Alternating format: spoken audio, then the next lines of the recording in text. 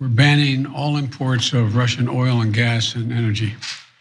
That means Russian oil will no longer be acceptable at U.S. ports, and the American people will deal another powerful blow to Putin's war machine. President Joe Biden announced that the United States will be banning imports of Russian oil. This, of course, goes in addition to the sanctions that have been implemented against Russia. But considering the fact that the United States imports a small percentage of oil from Russia, this is really meant to be a symbolic gesture to persuade some of our European allies to follow suit. We'll get to that in a moment, but first a few details. The US will be acting alone, at least for now, but in close consultation with European allies who are more dependent on Russian energy supplies. European nations have said they plan to reduce their reliance on Russia for their energy needs, but filling the void without crippling their economies will likely take some time. Natural gas from Russia accounts for 1/3 of Europe's consumption of fossil fuel. In some European countries, it's actually more than 1/3. The United States does not import Russian natural gas. In recent months, Russia, the US stopped importing oil from Russia altogether, which is why I say that this is mostly a symbolic gesture, but really an effort to signal to the rest of the world that the United States is taking a stand. And as the US claims, European countries, and as European countries are claiming, they're trying to find ways to wean themselves off of their reliance on Russian energy. Now, before the invasion, Russian oil and gas made up more than 1/3 of government revenues. Of course, this is for Russia. Global energy prices have surged after the invasion and have continued to rise despite coordinated releases of strategic reserves, making Putin's exports or Russian exports even more lucrative. And so the whole point here is to continue kneecapping the Russian economy in an effort to persuade Putin to end this invasion into Ukraine. The war is ongoing. We'll see how this plays out. But there was a lot of pressure for Biden to do this. I think it was the right move for Biden, and he has moved forward with it. Yeah, I have a really interesting idea for political jiu-jitsu here for Biden, and I'm sure he's going to take it. I'm gonna get to that in a second, but first, is this a good move? Yes, definitely a good move, a long time coming. I understand why Europe can't get off of it because they would also be devastated. I hope that they can get there at some point, and they're trying to get there, which by the way is terrible news for Russia in the long term. So they're not just doing damage to themselves in the short term with the market, their markets tanking, etc.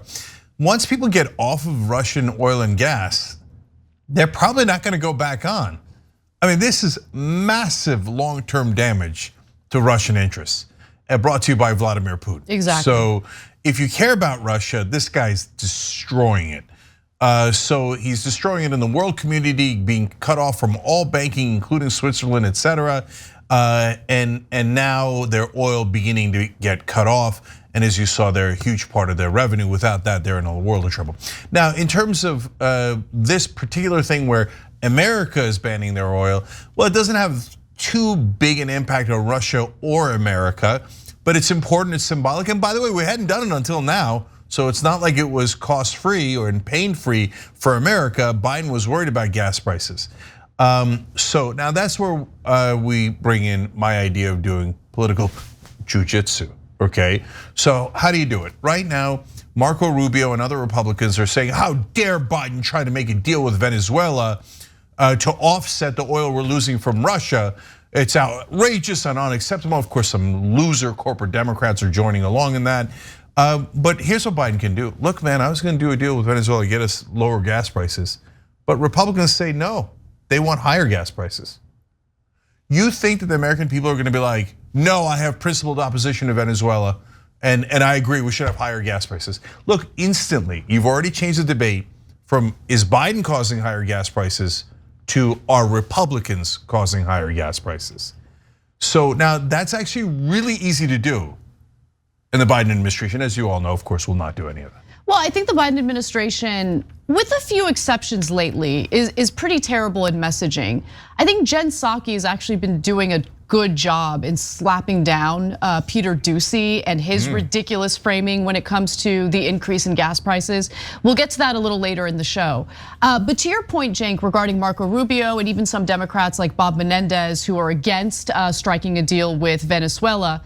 Look, I don't know what's motivating Menendez, but in terms of Marco Rubio, he's got a constituency in Florida to suck up to, and that's primarily, right-wing Cubans and right-wing Venezuelans.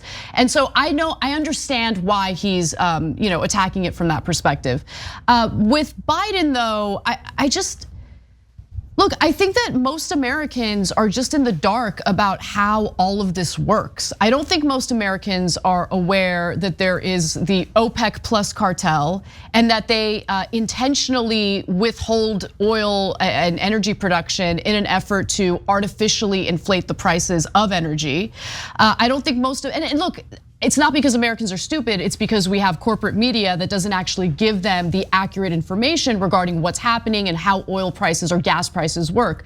The other issue is most people, including well-meaning progressives, don't know that we export our natural resources, right? And it's because, again, corporations get to control those natural resources and they sell it to the highest bidder. And so when we talk about energy dependence, it's such a ridiculous thing to say because we drill and we frack and we, again, produce more oil and natural gas than any other country in the world. We're literally number one. The idea that we're gonna just go along with this disaster capitalism or shock doctrine type garbage where oil companies are trying to exploit this crisis to get more favorable treatment and more deregulation from government is just infuriating.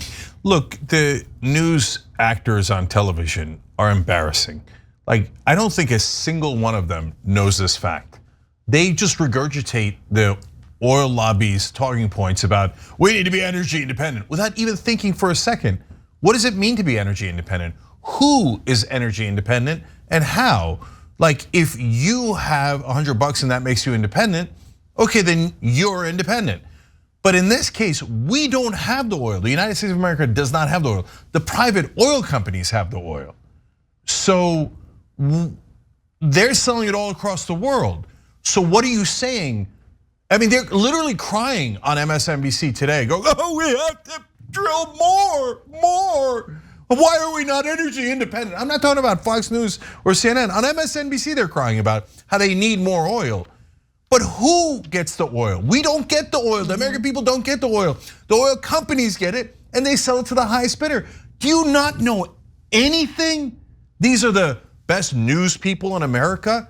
They never once talk about who actually gets the oil and where does it go. So if you guys want energy independence, you could do it today.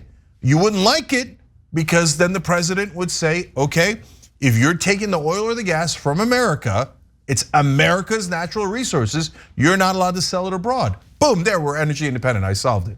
You guys want that? No, then MSNBC and CNN, etc., anchors will be crying about, oh, socialism, how could they do this? The beloved profits of the oil companies, they have been endangered.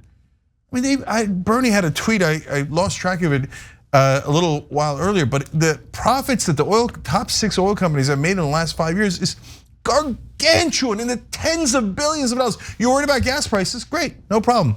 Let's tell the oil companies they're not allowed to charge extra. They'll still make billions in profits, but they're not allowed to price gouge during this crisis. You want to do that? Yeah. No, all of a sudden, no.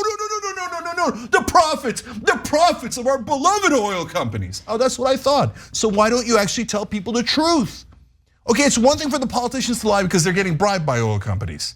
It's obvious that the oil companies are gonna lie about it, but why are the people that are supposedly in media and the press and journalists lying about this? I'll tell you why.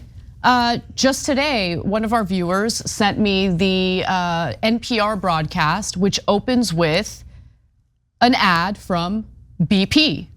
So if your advertisers, if your funders, if a source of revenue for your programming comes from oil companies, fossil fuel companies, there's certain information that you might withhold from the audience. And so that's what I'm saying when I indicate that most Americans don't know about how OPEC intentionally manipulates prices. Most Americans don't know about the fact that a lot of these natural resources get exported. Most Americans don't know that Joe Biden unilaterally, without any involvement from Congress, can do an executive order banning these oil companies from exporting these natural resources to other countries at this time of emergency. But he's unwilling to do it so far from what we've seen. Isn't it amazing that not a single show on cable news is talking about what is obviously true? You all know that oil companies are private, they're not public. You all know that the oil and the gas comes from America, but goes to the oil companies. You all know this, but they never put it together. They just say, oh, energy independence, and there's nothing we could do. And they never tell you about the profits of the oil companies. They never tell you that there are solutions, but that the politicians would not be willing to do it. Those news anchors would not be in favor of it. They never tell you any of that. Not one show is allowed to say it on television. Isn't that amazing? No, we don't have real media in this country. Everything is smoke and mirrors. Everything is marketing for corporate rule.